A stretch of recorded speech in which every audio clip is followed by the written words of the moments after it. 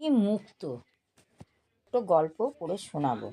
গল্পের নাম সবুজ নগর, লেখিকা শাশ্বতী নন্দী। বৃষ্টি জরু বৃষ্টির জরুরি তলব পাঠিয়েছে। পাড়ার ছোট ছেলে বুকাই নাকি হঠাৎ নিরুদ্দেশ।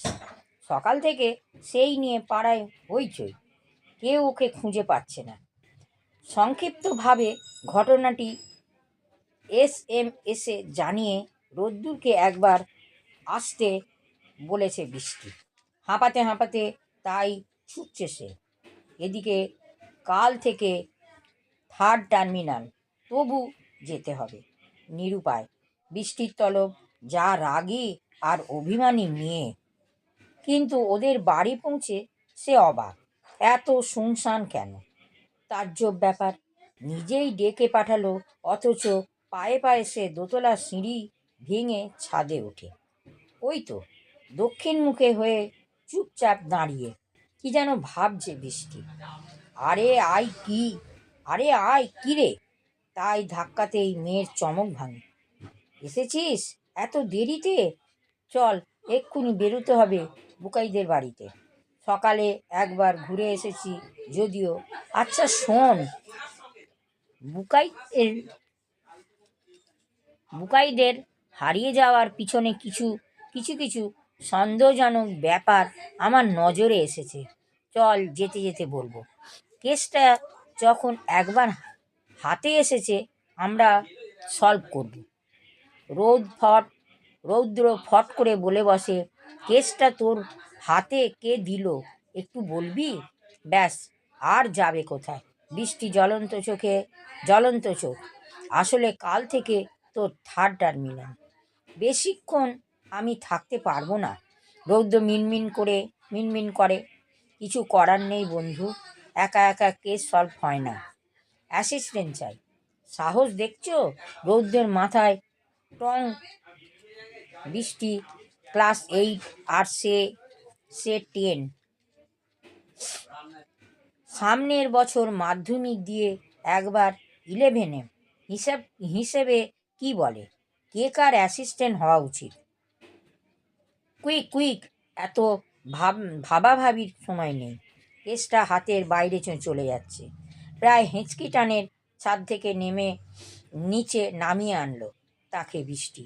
আবার কি মনে হতেই দাঁড়িয়ে পড়ল থম মেরে। মোবাইলে কয়েকটা নম্বর টিপে কাউকে লাইন ধরল। হ্যালো, ভালো দাদু, বৃষ্টি বলছি গো। তুমি কোথায়? আজ তোমার কথা বড্ড মনে হচ্ছে। কালই স্বপ্ন দেখলাম তো। এত রোগা হয়ে গেছো কেন? যদিও স্বপ্নে রোগা লাগছিল, কিন্তু আমার স্বপ্ন সত্যি হয়, তাই চিন্তা লাগছে। কথা বলতে বলতেই ও ফোনের স্পিকার অন করে। রৌদ্রের কানে কানে ফিসফিসিয়ে বলে, ভালো দাদুর সঙ্গে কথা চালাচ্ছিস? তুই কান পেতে শোন তো, আশেপাশে কোনো বিশেষ শব্দ পাস কি না। রৌদ্রের থমথমে মুখ কানটা মোবাইলের সামনে এনে কিছু বোঝার চেষ্টা করলো। উহু, সেই রকম কিছু ধরা যাচ্ছে না। বৃষ্টি সামান্য দূরে সরে গেছে।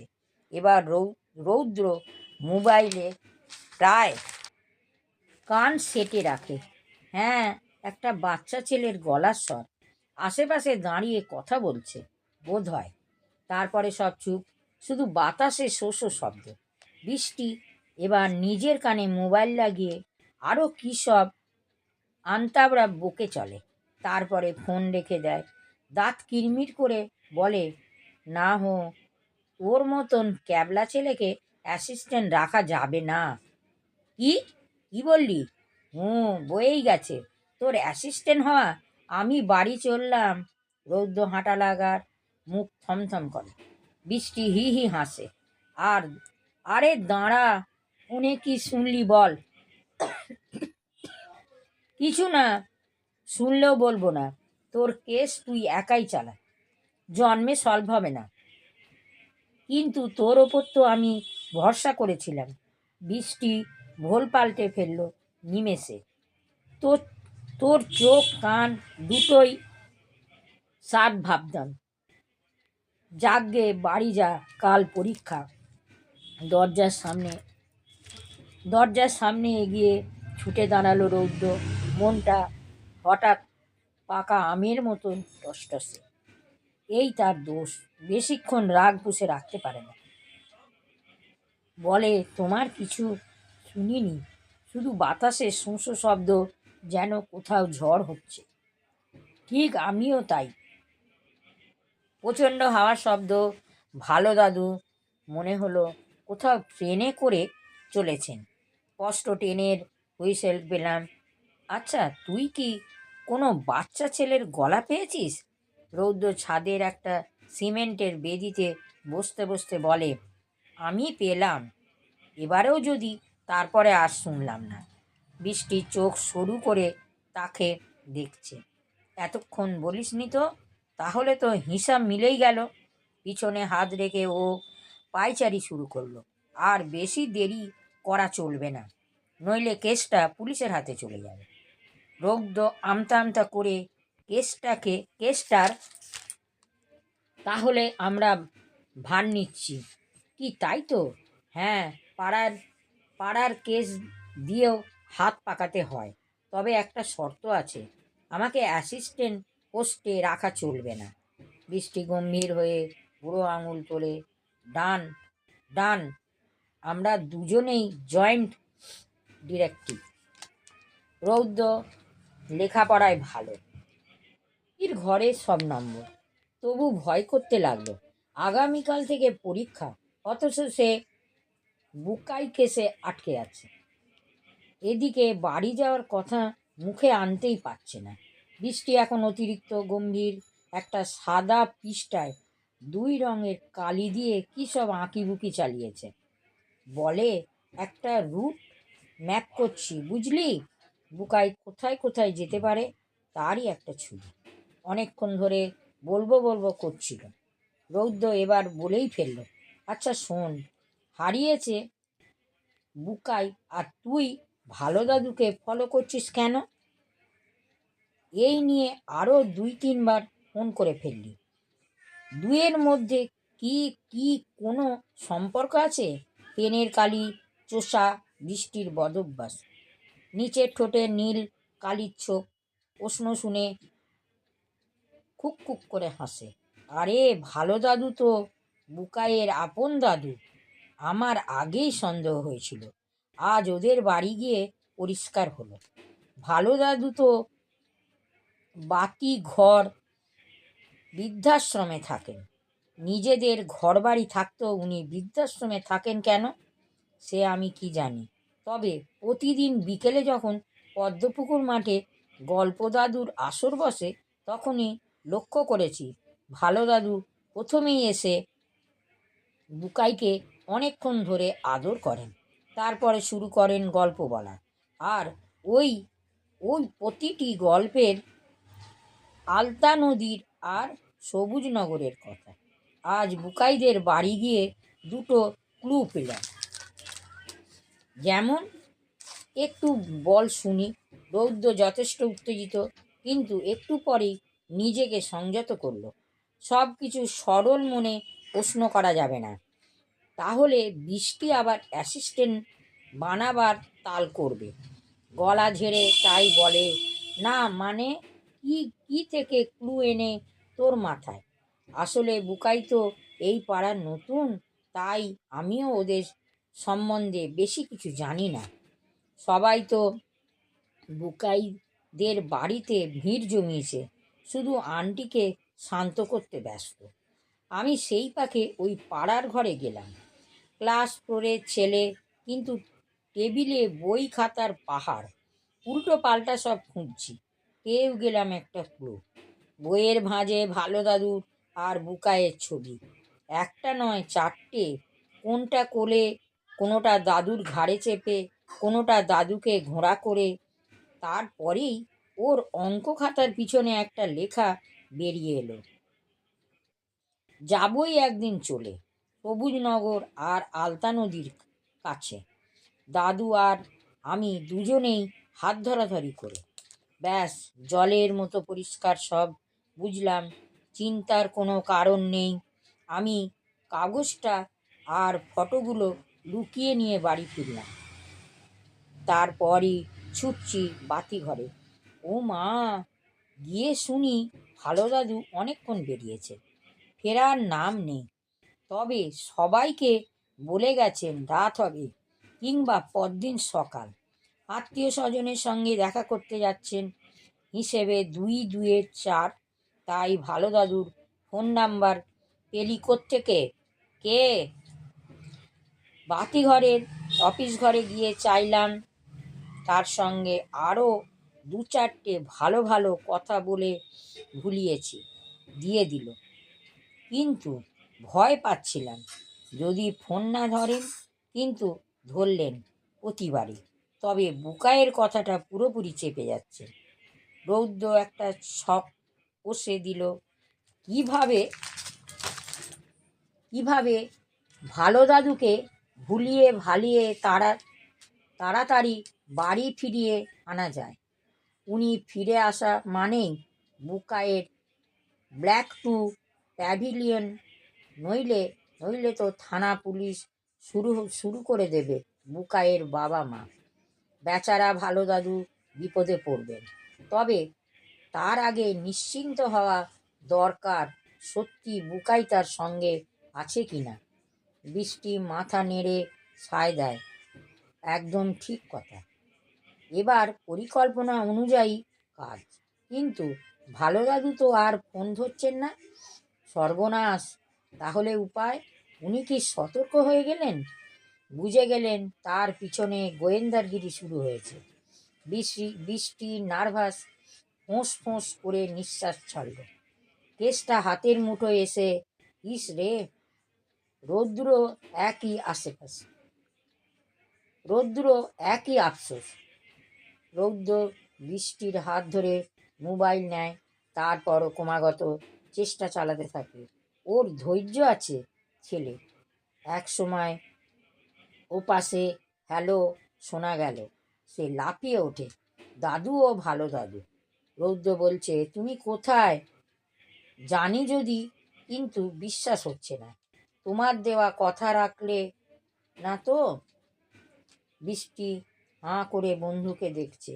বাপরে, এমন করে রৌদ্র কথা শিখলো কবে? রৌদ্র এবার অভিমানী কণ্ঠস্বর, থাক, বলতে হবে না।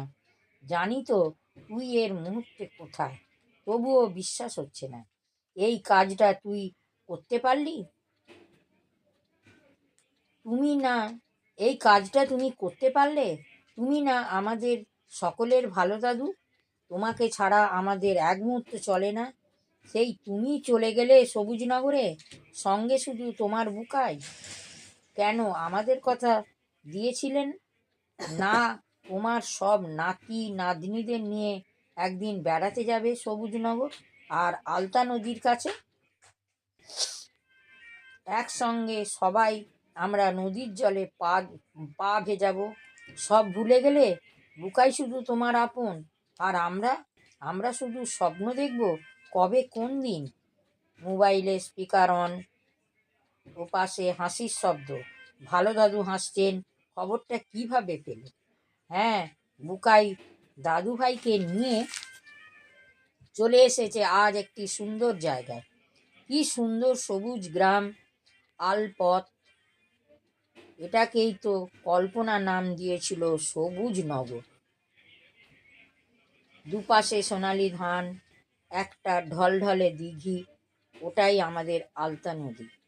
সূর্যোদয় আর সূর্যাস্তের রং করে একেবারে যেন জলে মিশে আছে আলতা। তোমরা আসতে চাও? ঠিক আছে, নিয়ে আসবো সবাইকে একদিন দল বেঁধে। বুকাইটাকে তো আর বেশি দিন পাবো না। ওরা সবাই এই শহর ছেড়ে দিল্লি চলে যাচ্ছে, তাই বায়না ধরেছিল কদিন ধরে। বাড়িতে বললে অনুমতি দেবে না, তাই চুপি চুপি। হা হা হা। তবে আজ সন্ধ্যায় পর বাড়ি ফিরে যাব। বৃষ্টি ফোঁস করে একটা স্বস্তির নিঃশ্বাস ফেলল। যাক বাবা, নিশ্চিন্তে।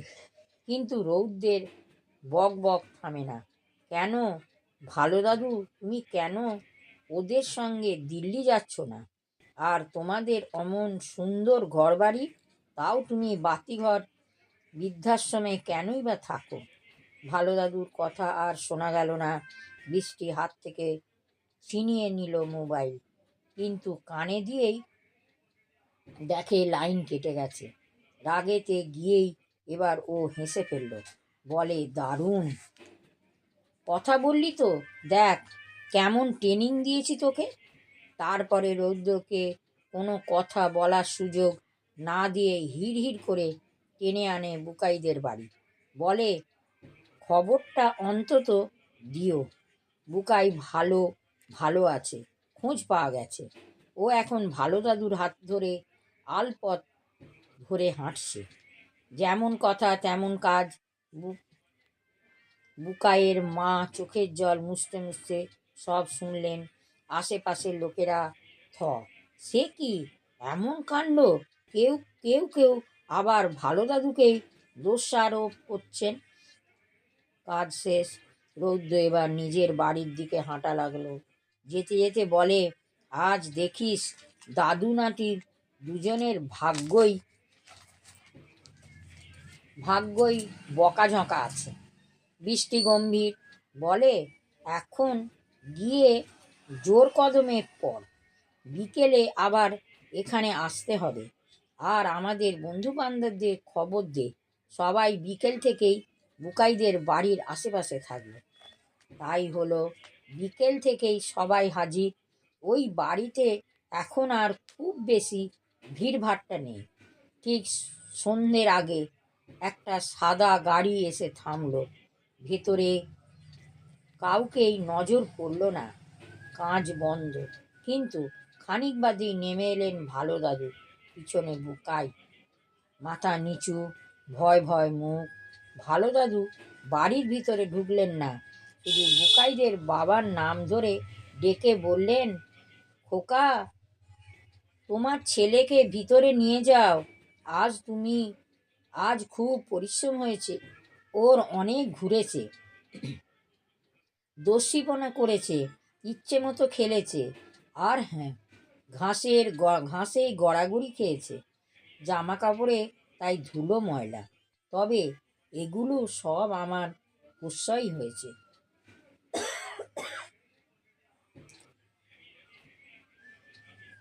ওকে অহেতুক বকাঝকা করো না, আর কখনো হবে না এমন। তোমরা তো কিছুদিন বাদেই দিল্লি চলে যাচ্ছ, কিন্তু আমি নাতিকে কথা দিয়েছিলাম, সেটাই আজ পূরণ করলাম। এর জন্য যদি কিছু ভুল হয়ে থাকে, সব দোষ আমার।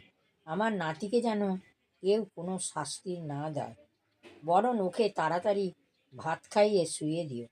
বুকাইয়ের বাবার পিছনে পিছনে ওর মাও এসে দাঁড়িয়েছেন। ছেলেকে জড়িয়ে ধরে কেঁদে উঠলেন। দু গালে চুমু দিয়েই চলেছেন। ভালো দাদু ধীরে ধীরে বাড়ির গেটের হুড়কো লাগিয়ে রাস্তায় পা বাড়ালেন। ঠিক তখনই পিছন থেকে ডেকে উঠলেন বুকাইয়ের বাবা, তুমি ভেতরে এসো বাবা। না, আমি ঘরে যাই, অনেক সকালে বেরিয়েছি, এটাই তো আমার ঘর। বাবা, এসো, আর রাগ করো না, চাকরি তো আর ছাড়তে পারবো না, তাই দিল্লি চলে যাচ্ছি। এই কথাটা কোনো কেন তুমি বুঝতে চাইছো না? রাগ করে তাই বৃদ্ধাশ্রমে চলে গেলে? ভালো দাদু উত্তর করলেন না, পা রাখলেন রাস্তায়।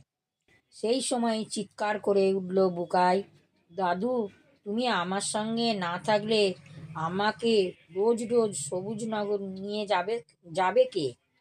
ভালো দাদু দাঁড়িয়ে পড়লেন, পিক পিক করে হাসছেন। ওরে দুষ্টু, রোজ রোজ কি অত দূরে যাওয়া যায়? কেন, দূর কোথায়? তুমি তো রোজ সবুজনগরের গল্প শোনাও। আমি আমি স্বপ্নে রোজ সেখানে চলে যাই। তুমি প্লিজ আমার সঙ্গেই থেকে যাও, নইলে সবুজনগরটা হারিয়ে যাবে আমার কাছ থেকে। ভালো দাদু স্তম্ভিকের মতো দাঁড়িয়ে আছেন, মুখে নানান দ্বিধা দ্বন্দ্ব, কপালে আঁকিবুকি বলেন, কিন্তু দিল্লিতে তোমাদের এত ছোট জায়গা বাসা, ওখানে আমি গেলে তোমাদের আরও অসুবিধা হবে। বৃষ্টি থরবর করে কি যেন বলতে এগিয়ে গেল। ওকে থামিয়ে দিয়ে দিল রোদ্দুর। বলে, ভালো দাদু, তুমি হলে ডালপালা ছড়ানো বট গাছ, আর বুকায় একটা গাছ, চারা গাছ মাত্র। দিল্লি নতুন জায়গা, ও কিছুতেই ওখানে মন বসাতে পারবে না। রোজ সবুজনগরের আর আলতা নদীতে খুঁজবে। তুমি ছাড়া কে ওকে সেখানে নিয়ে যাবে? তোমার ছায়া ছাড়া ও কিছুতেই বেড়ে উঠতে পারবে না।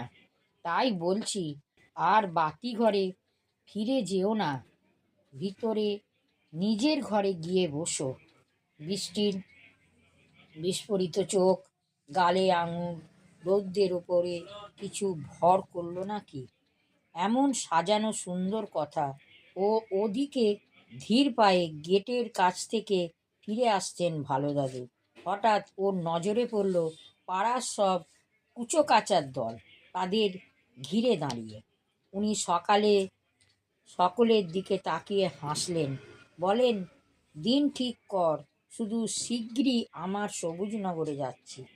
আমার দেওয়া কথা তো রাখতে হবে। ছেলেপিলের দল হৈ হৈ করে উঠল, যাচ্ছি যাচ্ছি, সবুজনগর আর আর আলতা নদীর কাছে। নমস্কার।